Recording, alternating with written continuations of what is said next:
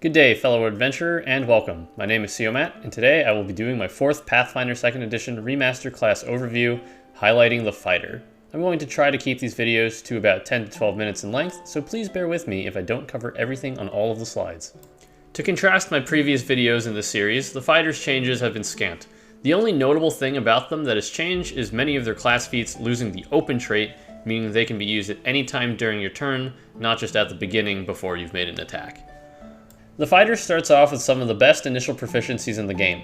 10 hit points is standard fare for martial characters, and so is their choice of strength or dexterity as a key ability score.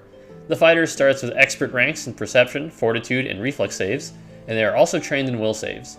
In terms of defenses, they are trained in all types of armor, only one of 2 classes to be able to make this claim at level 1. Their skills are nothing special, pick athletics or acrobatics, and get 3 others of your choice. But for the moment we've all been waiting for, the Fighter's most noteworthy trait is their weapon proficiency. They start off as experts in simple, martial, and unarmed attacks, and also gain training in advanced weapons. This makes them the most dangerous martial class right out of the gate. The primary role that the Fighter will fulfill is Striker. Having the highest attack values in the game, as well as the strongest in-combat class feats, will make it quite easy to fulfill this role. The Fighter, who also sports excellent defensive traits, will more than likely double as a defender. Heavy armor gives an additional +1 AC over light, medium, and unarmored builds, and 10 hit points per level is enough to stay in melee. Donning a shield will only serve to reinforce this role. In terms of secondary roles, the Fighters do not have any additional skill feats or increases that would make them stand out in one way or the other. Their decent perception scores might put them into a scouting role, but will need to adopt an archetype to truly make use of that. The Fighter adopting a support role is hilarious, but doable. The martial dedication gives you access to inspiring and dread martial stances, which are perfect fits to buff your teammates if they lack the requisite spells like Courageous Anthem. The dedication also comes with excellent teamwork-based feats. However, the face role as a whole is best left to another party member. Your charisma and skill increases will not be able to keep up with the bard or rogue. Likewise, your intelligence won't be able to keep up with wizards or investigators, so librarian is also not recommended.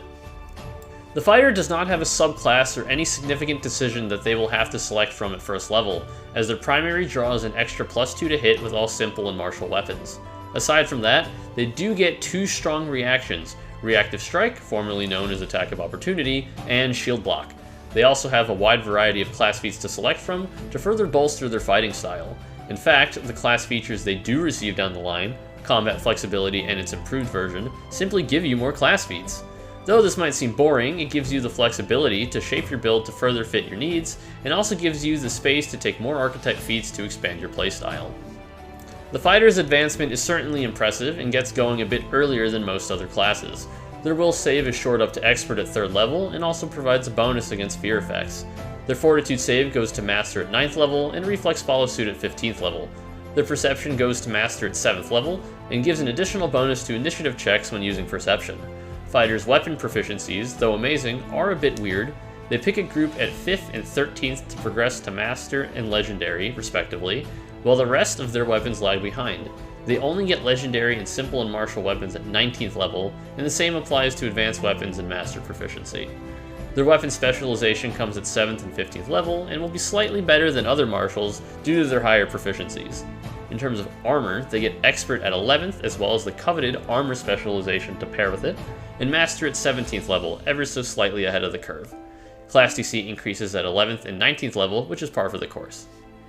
The Fighter's class feats that are best suited to your build are often predictable based on name alone. For example, builds that involve a shield will want Reactive Shield and Quick Shield Block, while Tip of the Spear builds will want Sudden Charge. Duelists will enjoy feats that require 1 hand free, and of course, I would be remiss to mention the almighty Double Slice, which can allow you to strike twice at full attack bonus, provided one of your 2 weapons is agile. There are a few feats that every Fighter can make use of regardless of build. Blind Fight, available at 8th level, is a fantastic option if you are dealing with invisible foes or if your character lacks dark vision. Tactical Reflexes can be used by all melee fighters to good effect, while Determination is a great feat to have no matter the build. It should be noted that many Fighter feats come with the Flourish trait. Only one can be used once per round, so be sure to take that into account when planning your build. For Strikers, taking an archetype that improves upon your method of fighting is sensible. Archer, Dual Weapon Warrior, and Mauler all come with feats not seen on the Fighter roster that may come in handy. An interesting thing to note about most archetypes here is how they advance their weapon proficiency. For instance, the archer will give you expert weapon proficiency and beyond in bows if you had said proficiency in another weapon group. That means it makes the most sense to use your fighter weapon mastery on another group, such that you also gain that proficiency with bows. It should be noted that fighters do not have ways to innately buff their damage output. As a result, the barbarian dedication is an easy way to get a bit more weight behind your attacks. For defenders, Bastion and Sentinel are your two prime options. The former focuses on shields, while the latter focuses on armor. Taking both, if you're playing under the free archetype rule set, is certainly a good idea for their feats.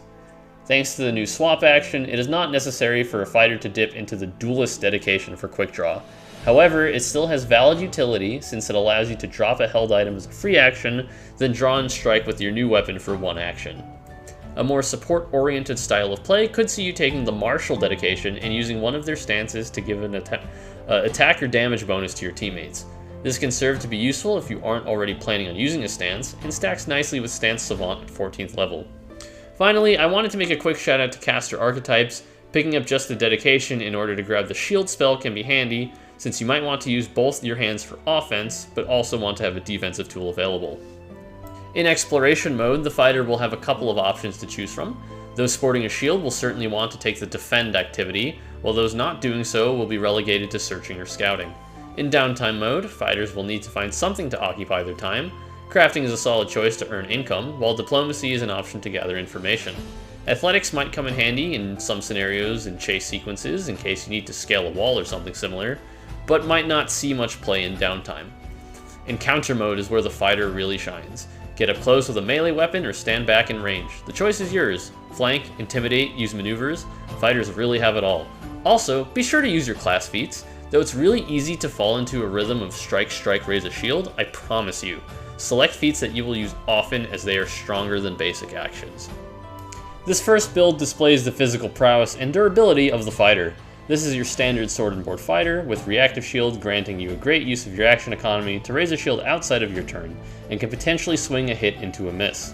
Bastion and Sentinel make great choices for this build, as they can further augment your defenses. The Sniper is your bog standard archer build. Point blank stance is a must to get your middle of the road damage up and running. The Archer dedication is a solid pick, but the Ranger dedication is equally enticing as it opens up gravity weapon as well as hunted shot. Since you won't need tactical reflexes, debilitating shot will be your 10th level class feat, as inflicting stunned 1 onto a boss enemy could turn the tide of a fight. Using a one-handed weapon is a solid choice thanks to the fighter's breadth of supporting class feats. Snagging strike is a great way to catch an opponent off guard and also set up your teammates for easier strikes too.